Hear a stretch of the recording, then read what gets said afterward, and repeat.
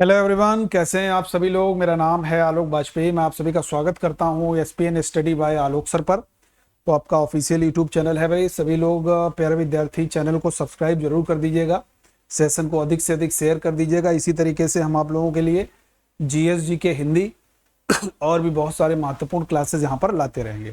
तो सारे विद्यार्थियों को सबसे पहले तो ये कहना है कि जिन लोगों का 15 और 16 अक्टूबर को UP triple S C PET का एग्जाम है, और UP triple S C PET का एग्जाम जब आप कहा गया है ना कि वन दरोगा का भी जो नोटिफिकेशन आया गया है, उसमें भी आपका ये पीईटी क्लियर होना चाहिए, यूपी ट्रिपल एस सी का क्लियर होना चाहिए। और इसके अलावा बहुत सारी वैकेंसीज उत्तर प्रदेश में आने वाली हैं, मैं अभी से बता दे रहा हूं।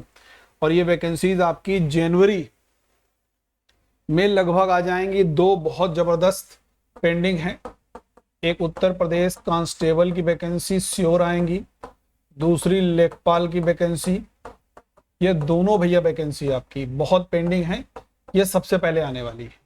तो आज की क्लास में हम लोग पढ़ने वाले हैं जिन विद्यार्थियों का 15 और 16 अक्टूबर को एग्जाम है, उन सभी विद्यार्थियों के लिए हिंदी के बहुत विशेष प्रश्न हैं, बहुत शानदार जानदार प्रश्न हैं, आपके एग्जाम में बिल्कुल फंसने लायक प्रश्न है। ठीक है, चलिए शुरुआत करते हैं। सबसे पहला देखिए क्वेश्चन है, निम्नलिखित में से अशुद्ध शब्द को पहचानना है। अशुद्ध को पहचानना है, आंसर कीजिएगा भाई सारे लोग। देखो समझोगे जितने लोग जुड़े हुए हैं। देखो भाई, दूंगा, श्रीमान, कौशल्या और भुजंगिनी, इनमें से बहुत ध्यान से समझिएगा। भुजंगिनी कोई शब्द नहीं होता है, याद रखना है। भुजंगिनी जो है ये आपका कोई भी शब्द नहीं होता है, भुजंगी तो होता है, भुजंगी तो होता है। इसमें अशुद्ध छांटना है, तो एक तो अशुद्ध ये हो गया। यार दूंगा में हमेशा चंदा मामा ऊपर रहेंगे, दूंगा, तो ये भी आपका अशुद्ध हो गया। श्रीमान की बात करते हैं, यह भी अशुद्ध है, क्योंकि श्रीमान में आपके हलंत लगेगा तो शुद्ध होगा। ठीक, अगर हलंत वाला श्रीमान नहीं दिया गया है तो अशुद्ध, और अगर ये नहीं दिया गया है तो श्रीमन लिखा होगा। श्रीमन में हलंत नहीं होगा और श्रीमान में हलंत होगा तो शुद्ध, यानी कि ये भी आपका अशुद्ध हो गया। तो 1, 2 और 3 ये तीनों अशुद्ध हैं। कौशल्या जो है ये आपका शुद्ध है, ये आपका शुद्ध है। तो यानी कि आंसर क्या हो गया भाई? आंसर हो गया 1, 2 और 3, इसमें अशुद्ध पूछा गया। निश्चित रूप से मजा आया होगा इस प्रश्न में आप सभी विद्यार्थियों को। बहुत ही बेहतरीन प्रश्न है, क्योंकि शुद्ध और अशुद्ध शब्द बहुत विद्यार्थियों को परेशान करते हैं। ठीक है, तो बिल्कुल इसको याद रखिएगा। क्वेश्चन नंबर 2 है, कंठ और तालु, कंठ एवं तालु से निकलने वाले व्यंजन कौन कौन से? देखो मैंने एक ट्रिक बताई है आपको, बहुत बढ़िया। जो स्पर्श व्यंजन है वो 5 वर्ग में है, का, चा, टा, ता और पा। हमने एक शॉर्ट वीडियो में ट्रिक आपको बताई भी थी। ठीक है, इसके आगे लिख दो के, टी, एम, डी, ओ, लिख दिया ना। का से का वर्ग, का से कंठ, का वर्ग के जितने भी व्यंजन हैं, का, खा, गा, गा, अंगा, कंठ व्यंजन। चा वर्ग वाले जितने हैं, टी से क्या हो जाएगा? तालु, चा, छा, जा, जा, अइया, सब तालव्य व्यंजन। टा वर्ग वाले एम से क्या हो जाता है? मूर्धन्य, तो ये मूर्धन्य व्यंजन है, यानी कि टा, ठा, डा, ढा, णा सब मूर्धन्य व्यंजन है। ता से ता वर्ग है, और डी से दंत व्यंजन, यानी कि ता, था, दा, धा, ना सब दंत व्यंजन है। पा से पा वर्ग है, पा, फा, बाबा, मा, ओ से ओष्ठ व्यंजन। तो ये आपको याद होना चाहिए। अब यहां से निकल आएगा कंठ और तालु। तो देखिए यहां पर कंठ और तालु से कोई आपको दिख रहा है? कोई नहीं दिख रहा, क्योंकि ये तो भाई दंत हो गया, ये भी दंत हो गया, ये आपका कंठ से हो गया, पा, फा, बाबा, मा, ये आपका ओष्ठ से हो गया। तो ये भी नहीं हो सकता, ये भी नहीं हो सकता, ये भी नहीं हो सकता है। सही आंसर क्या हो गया? इनमें से कोई नहीं। इनमें पेयर में तो कोई नहीं है, लेकिन ऐसे अगर देखोगे कंठ वाला, तो यार आपका हो सकता है का, खा, गा, गा, अंगा कहीं पर है, नहीं है। कंठ वाला तो कोई नहीं पर नहीं है। तालु वाला अगर देखेंगे तो चाचा, जा, जा, आइया एक दिख रहा है, लेकिन पेयर में नहीं आ रहा है। तो इसीलिए कोई भी पेयर में यहां पर उत्तर पूछा गया है तो कोई भी विकल्प आपका सही नहीं होगा। एकदम सही तरीके से आपको इसी तरीके से एग्जामिनेशन हॉल में करना है, ताकि आपके अधिक से अधिक प्रश्न सही हों। ठीक है, चलिए क्वेश्चन नंबर 3 है, वह जो पढ़ना लिखना न जानता हो उसका अर्थ क्या होगा? तो बहुत बढ़िया सवाल है। हमने कहा यार ये जो है ये अनपढ़ है।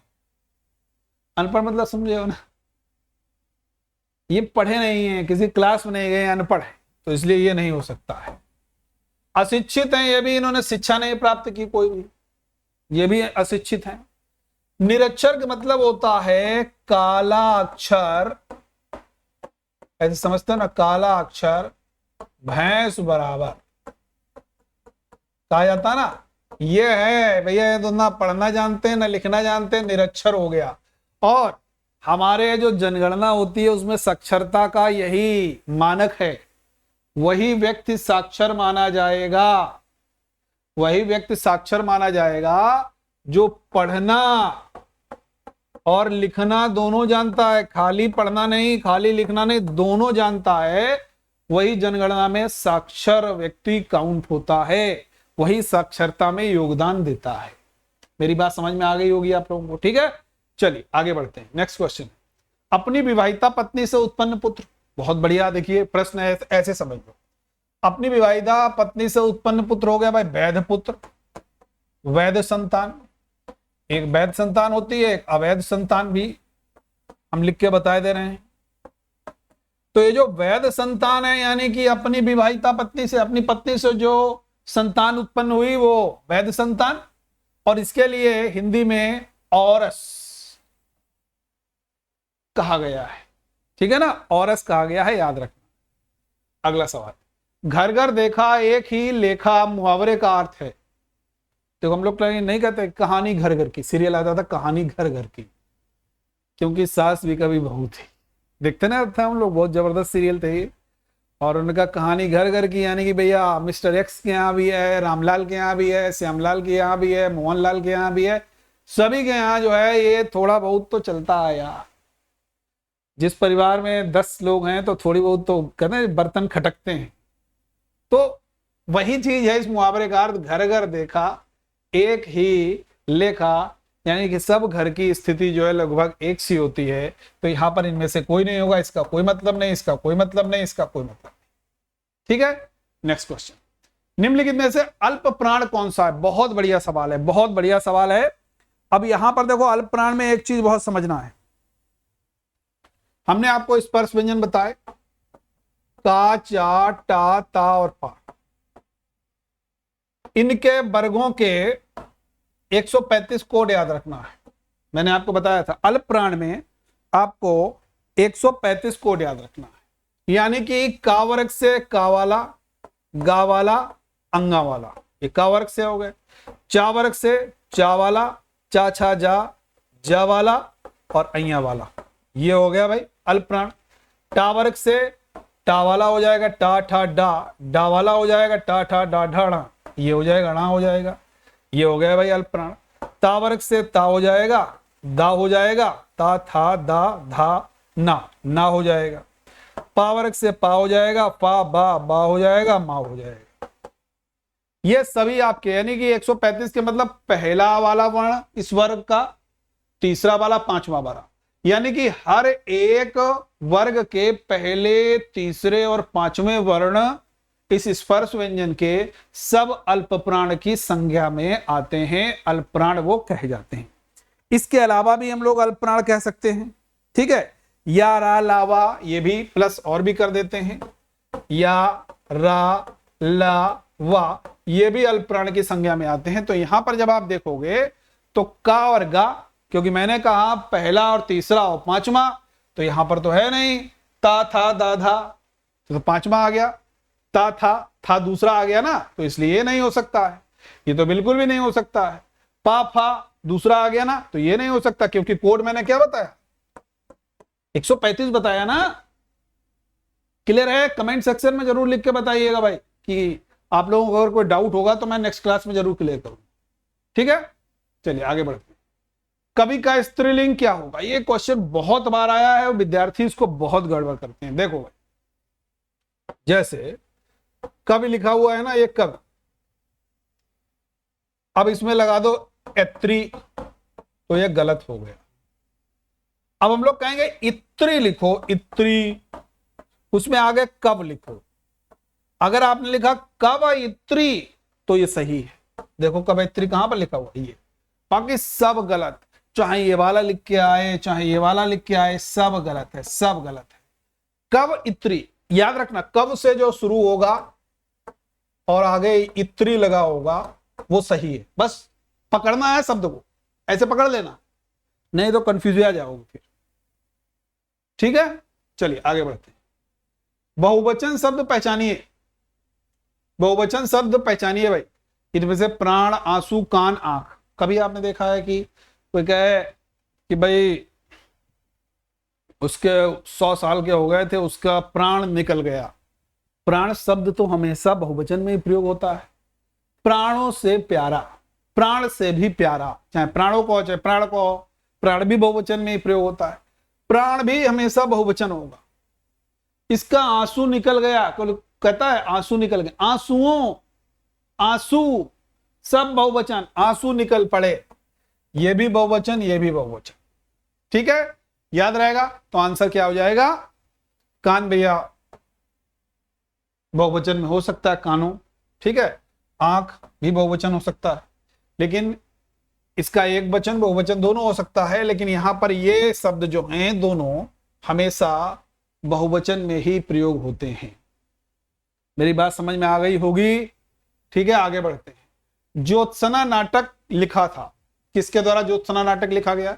जयशंकर प्रसाद, सुमित्रानंद पंत, मैथिली शरण गुप्त या मुंशी प्रेमचंद? बहुत ध्यान से समझिएगा।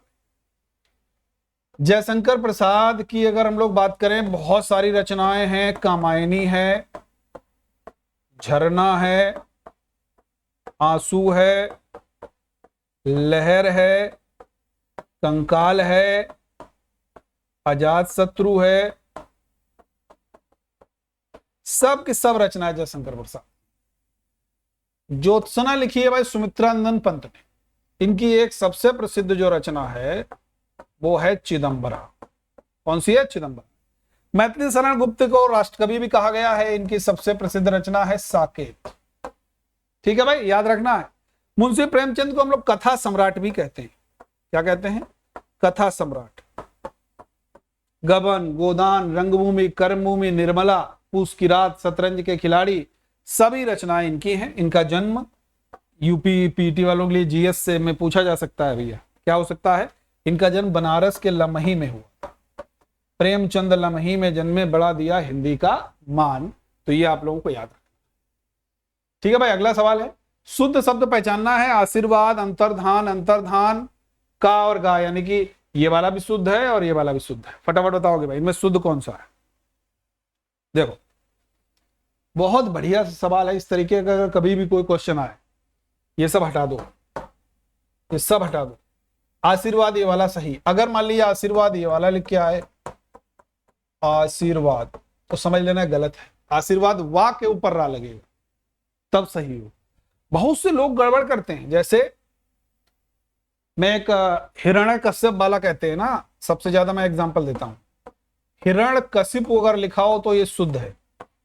अगर मान लो हिरण्यकश्यप लिखा हुआ है, हिरण्यकश्यप लिखा हुआ है, ये सब गलत है। हिरण्य, हिरण्य सब गलत। हिरण्यकशिप राइट, ये शुद्ध है। कुछ लोग कहेंगे सर पता नहीं क्या पढ़ा रहे हैं, है ना? ध्यान रखना है भैया, क्योंकि आपका एग्जाम है देखो पीटी वाला, तो ये छोटी छोटी बातें हैं, इनको बहुत ध्यान रखना है।